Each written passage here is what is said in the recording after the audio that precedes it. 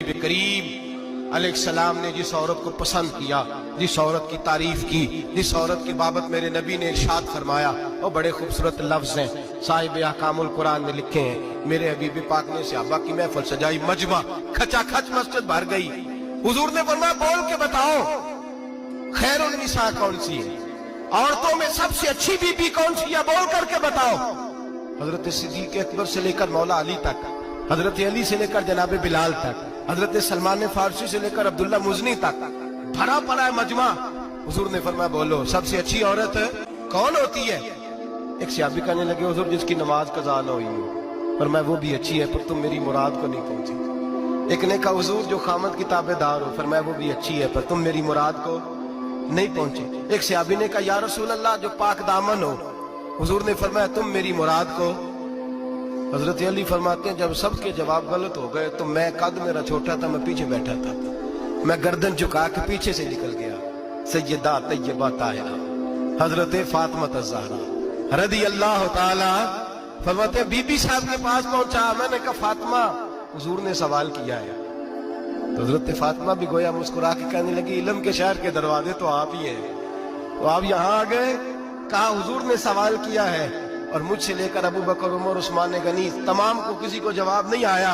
हुजूर ने पूछा बेहतरीन औरत कौन होती है, बेहतरीन खैरुन निसा, बेहतरीन बीबी कौन होती है। हजरत सैयदा फातिमा कहने लगी अली बड़ी सादी सी बात थी, समझ नहीं आई।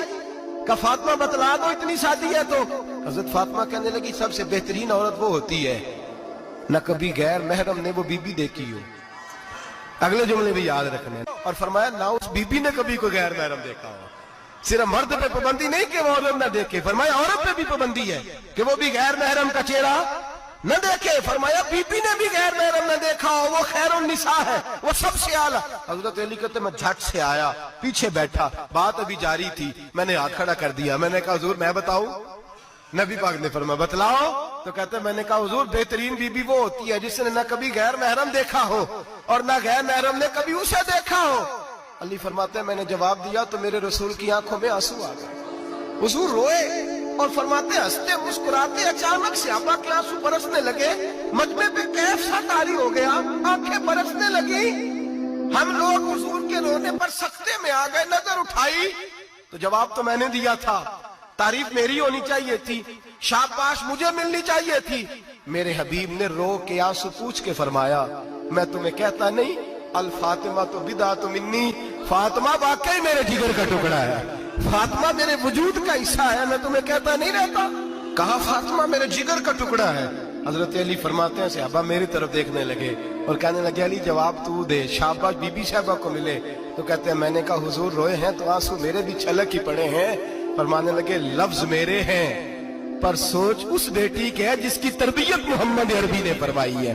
फरमाया जुमले मेरे हैं मैं बयान कर रहा हूं, लेकिन पीछे सोच उस नूर वाली बेटी की है जिसको अपने घर के अंदर रह के आंगन में रख के रसूल पाक ने परवरिश फरमाई।